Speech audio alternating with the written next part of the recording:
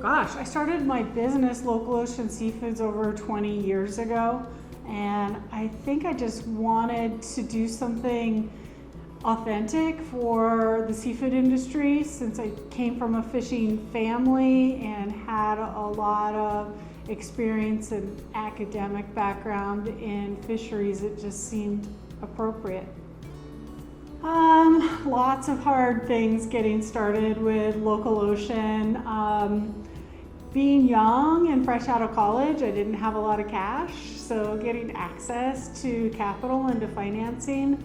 Thankfully, my business partner was much more established than me, so he was able to provide collateral so that we could get a bank loan and the kind of startup capital that we needed. So that was pretty tough. Wow. Well, I've been a business owner for 20 years. I can't imagine how my life would have been different if I would have actually gotten any of those jobs that I was applying for back 25 years ago. When I graduated with my master's degree in marine resource management, like many of those in my class, I was applying for jobs with fisheries and wildlife or federal agencies, even some nonprofit conservation organizations, and none of those panned out. It was so disappointing at the time. I felt like I was really a miss, but I guess my life's work was just waiting for me. So starting the business and being my own boss, I could never go back to working for somebody else now at this point. So I think that's changed me. If I ever wanted to go back into the workforce, I would be a very difficult employee, I think. Well, you have to really just be a good leader, whether it's a leader of yourself, if you're going to be a small solopreneur, or a leader of others in your company. So that, kind of involves being visionary and being able to have confidence and delegate effectively and be able to communicate your vision to others so that you can bring others along the way. I also think a large part of the success of Local Ocean was that I really have an affinity for numbers and finance. I like it, so I spent a lot of time working on my books, working on business plans, and constantly maybe overanalyzing our financial situation. But I think that's really important. Entrepreneurs that maybe don't have that interest or that skill would be very well served to find professional resources or partners that can do that for them, because knowing your numbers is really critical. When I started Local Ocean, I had a business partner, commercial fisherman Al Pizar. We were 50-50. But he did have 2 fishing boats and a fish market and 2 kids, so he was really busy. But his partnership, his advice, his just general good sensibilities was really important to me and grounding for me. But I feel like I was kind of on my own from a day-to-day standpoint.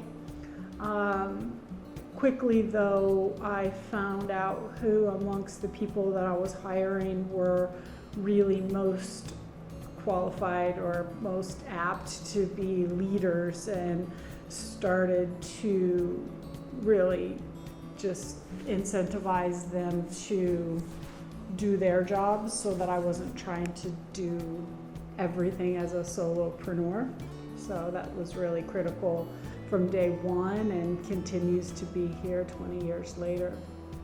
I think that term just kind of came out of the blue, so to speak, maybe in the last 10 years or so.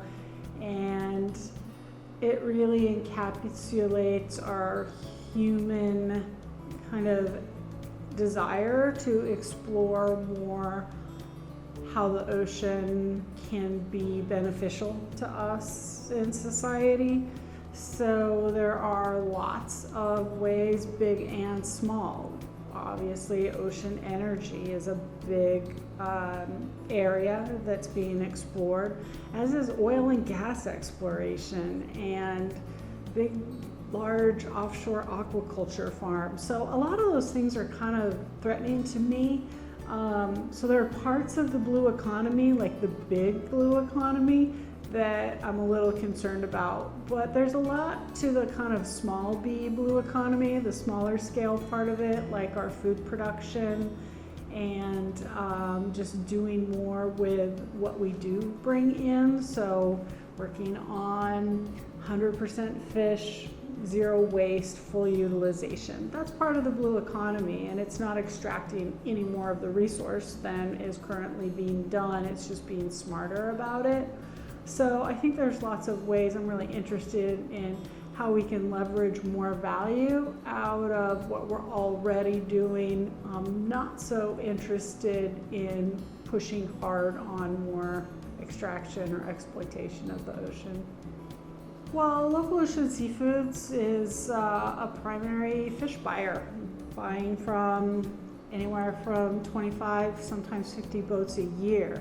So that has a pretty large impact on the local economy, just buying directly.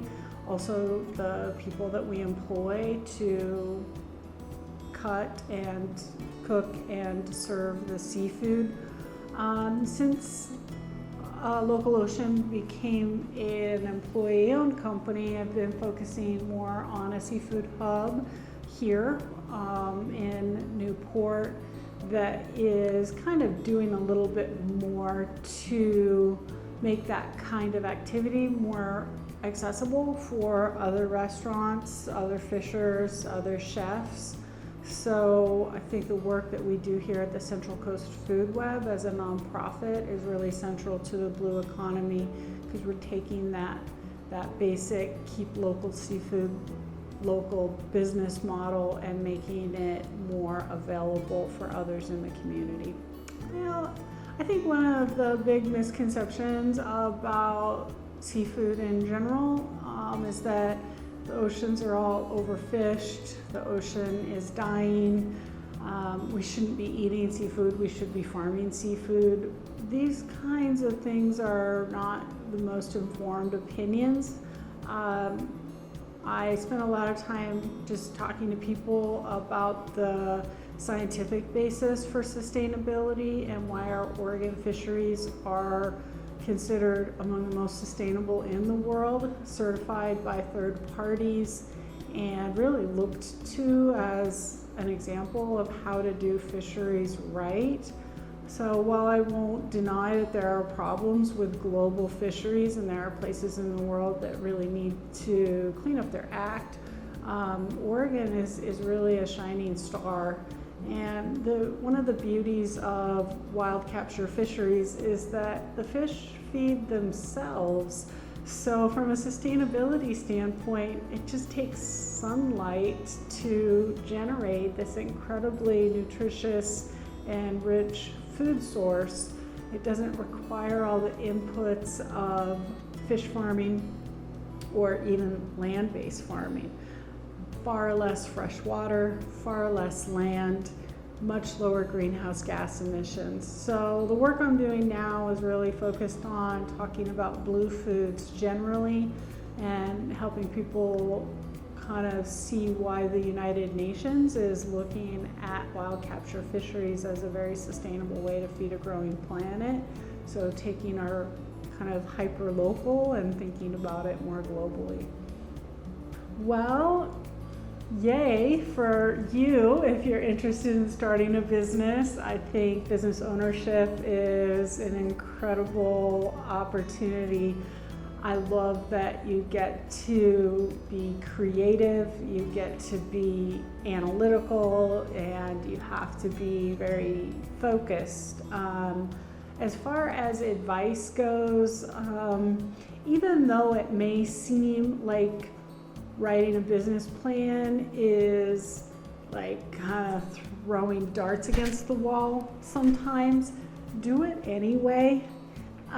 Even if it's just a basic 5-pager, You can Google online what are the basic components of a business plan and just start to write out what's your why, what's your unique, what are your goals, what is your marketing strategy, who are your target audiences, and what do you expect in terms of income and expenses.